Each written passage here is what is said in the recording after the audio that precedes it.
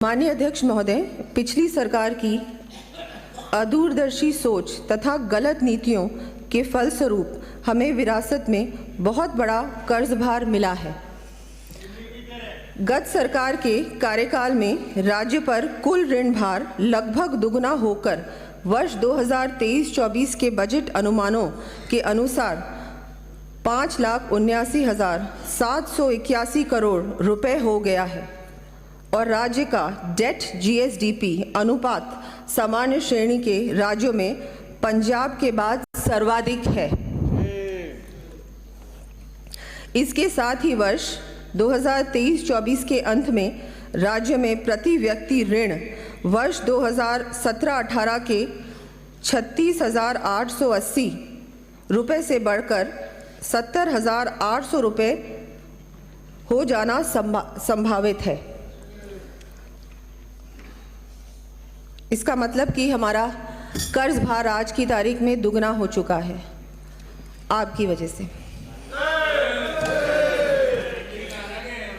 पिछली सरकार के कार्यकाल में लिए गए 2,24,392 करोड़ रुपए के ऋण में से मात्र 93,577 करोड़ रुपए का पूंजीगत व्यय किया गया।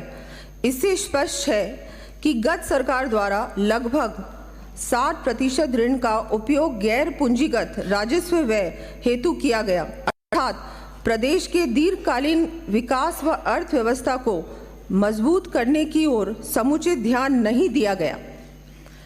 राज्य के संसाधनों के आकलन एवं दीर्घकालिक परिणामों के विचार बिना ही जल्दबाजी में अनेक योजनाएं लागू की गई, जिसके कारण राज्य की राजस्व प्राप्तियों एवं भुगतान में लगातार अंतर बढ़ता गया। बिना किसी प्लानिंग के, बिना किसी जिस तरह से आर्थिक आपको पूरी प्लानिंग करनी चाहिए थी, आपने नहीं की और बिल्कुल वही एक राजनीतिक दृष्टिकोण से आपने घोषणाएं कर दी। इसी का परिणाम है ये। आप बैठिए माननीय सदस्य, इसीलिए आज आप वहाँ बैठे और हम यहाँ। बजट भाषण क्या बताऊंगी आपको, जनता ने जवाब माननीय सदस्य बजट सुनिए। माननीय सदस्य बैठिए, बिना अनुमति के खड़े नहीं होंगे। माननीय सदस्य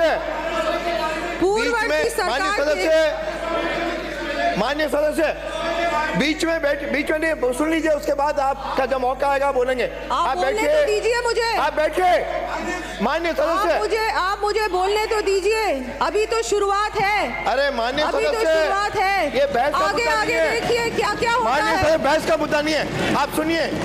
आप सुनिए, जब आपका मौका आएगा तो बोलिए। पूर्ववर्ती सरकार के कार्यकाल में प्रदेश जहां एक विपरीत स्थिति में आ गया, वहीं दूसरी ओर गलत नीतियों, भ्रष्टाचार, लच्चर कानून व्यवस्था, कुशासन एवं तुष्टीकरण के कारण प्रदेश के विकास की गति भी मंद हुई। इन चुनौतीपूर्ण फिर बोल रहे हैं, अब आपकी बात आप बोले। सुनने में आपको दिक्कत क्यों है? सच्चाई है, सच्चाई। सदन की मर्यादाओं को भंग मत करिए। वित्त मंत्री जब बोल रहा हो, किसी को बोलने की अनुमति नहीं है, आपको नहीं है। बैठिए मिस्टर बोरा, ये अंतिम चेतावनी दे रहा हूँ, इस सत्र में अंतिम चेतावनी दे रहा हूँ। मुझे ऐसा कदम उठाने के लिए मजबूर न करें। बैठिए मिस्टर बोरा, अंतिम चेतावनी दे रहा हूँ, आपकी बार खड़े हुए, यू विल बी आउट। बैठिए माननीय डोटासरा जी, बैठिए। माननीय सदस्य बैठिए। आप सुनिए।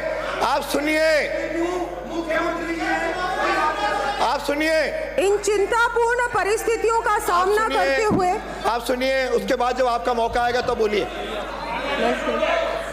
इन चिंतापूर्ण परिस्थितियों का सामना करते हुए हम माननीय प्रधानमंत्री श्री नरेंद्र मोदी जी के नेतृत्व वाली केंद्र सरकार के सहयोग के साथ साथ हमारी सरकार की ठोस कार्य योजना, सुशासन एवं कठिन परिश्रम से प्रदेश को सतत विकास के मार्ग पर ले जाएंगे।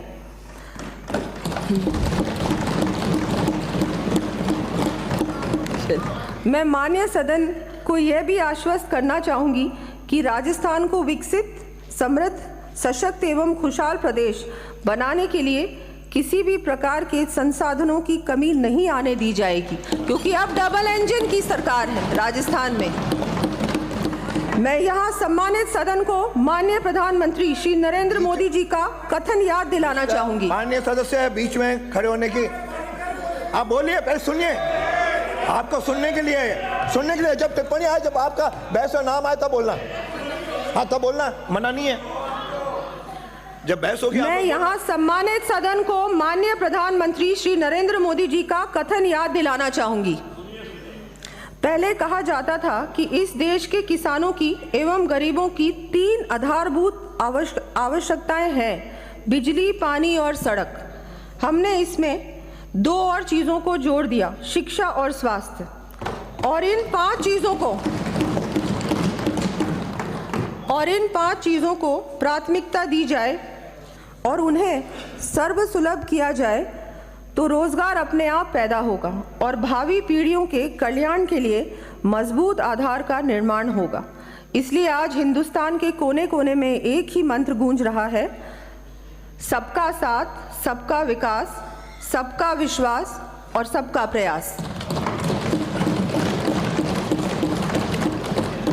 हम इस मंत्र को लेकर विकास को नई ऊंचाइयों पर पहुंचाने का प्रयास कर रहे हैं। बैठे बैठे हमने प्रदेश की जनता को, बैठे बोलेंगे तो ये भी बोलेंगे। हमने प्रदेश की जनता को दिए अपने आश्वासन और माननीय प्रधानमंत्री जी की गारंटियों को लागू करने की दिशा में त्वरित गति से कार्य करना प्रारंभ कर दिया है। माननीय मुख्यमंत्री जी ने समस्त गरीब परिवारों की महिलाओं को 450 रुपये में LPG सिलेंडर देकर इस संकल्प को लागू कर लगभग 73 लाख परिवारों को राहत प्रदान की है। हमने ज़रूरतमंद व्यक्ति को कम कीमत पर गुणवत्तापूर्ण पौष्टिक भोजन उपलब्ध करवाने की दृष्टि से पूर्व में दिए जा रहे 450 ग्राम भोजन की मात्रा को बढ़ाकर श्री अन्नपूर्णा रसोई के माध्यम से 600 ग्राम भोजन देने का निर्णय किया है।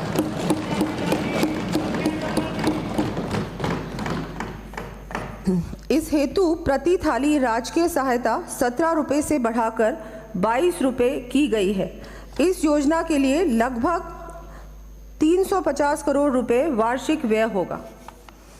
हमारी सरकार आधारभूत संरचना के विकास, दूर दराज के क्षेत्रों विशेषकर ग्रामीण क्षेत्रों में चिकित्सा, शिक्षा, रोजगार आदि सुविधाओं की पहुंच तथा वंचित वर्गों हेतु अतिरिक्त सहायता, सामाजिक सुरक्षा पर समान रूप से ध्यान देकर प्रदेश के प्रत्येक व्यक्ति के जीवन में खुशहाली लाने का कार्य करेगी। गत सरकार ने राजनीति से प्रेरित होकर प्रदेश के लाडपुरा, नसीराबाद, सिवाना, आहोर, डग, मालपुरा, गोगुंदा जैसे कई इलाकों क्षेत्रों के लिए कोई योजना स्वीकृत ही नहीं की।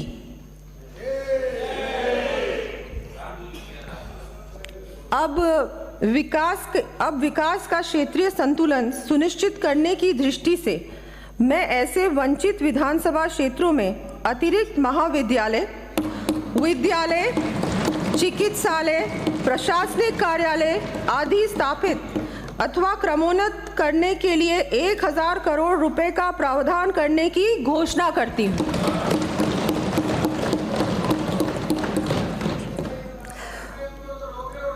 प्रदेश की अर्थव्यवस्था को सुदृढ़ करने के लिए सड़कों का नेटवर्क रीढ़ की हड्डी की भूमिका निभाता है। सड़कों के उन्नयन एवं निर्माण में भी क्षेत्रीय भेदभाव स्पष्ट रूप से दिखाई देता है। अतः इस भेदभाव का निदान करने के लिए स्टेट रोड फंड में 1500 करोड़ रुपए का अतिरिक्त प्रावधान करने की घोषणा करती हूँ। पिछली सरकार के संपूर्ण कार्यकाल के दौरान कुप्रबंधन एवं भ्रष्टाचार के चलते राज्य में लगातार बिजली संकट की स्थिति बनी रही। ये आपने छोड़ा है हमारे लिए, हम इसको ठीक करेंगे पूरी तरह से।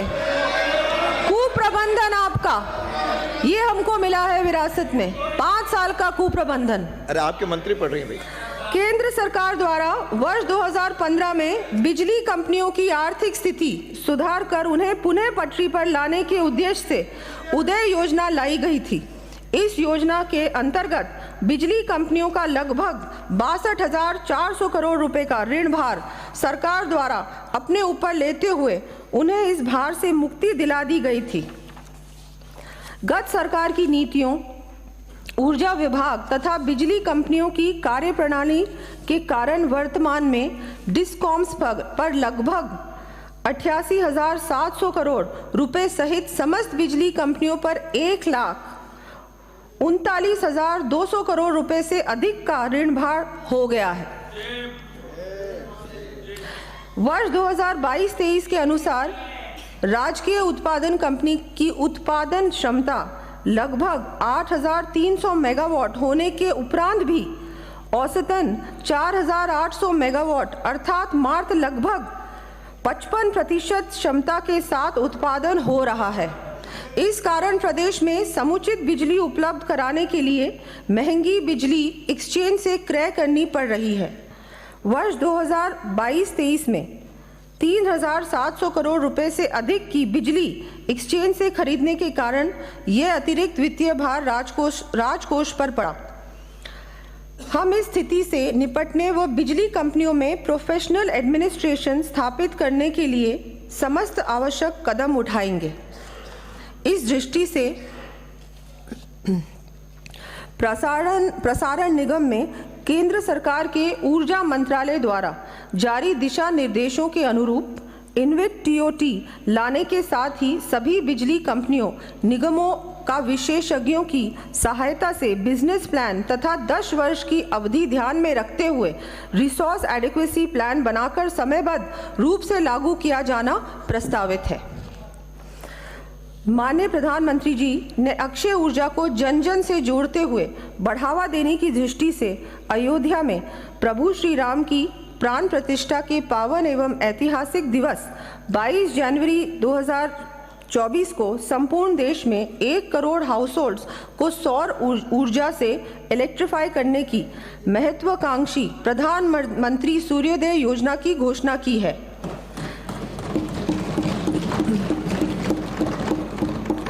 जैसा कि विदित है, राजस्थान में सोलर इंसोलेशन देश में सर्वाधिक है। ऐसी स्थिति में इस योजना का लाभ प्रदेशवासियों को अधिकाधिक प्राप्त हो, इस हेतु ऊर्जा विभाग में PMU प्रोजेक्ट मॉनिटरिंग यूनिट का गठन कर 5 लाख से अधिक घरों पर सोलर प्लांट स्थापित करने का लक्ष्य रखा जाना प्रस्तावित है, जिससे ऐसे परिवारों को प्रति माह 300 यूनिट तक बिजली निःशुल्क मिल सकेगी।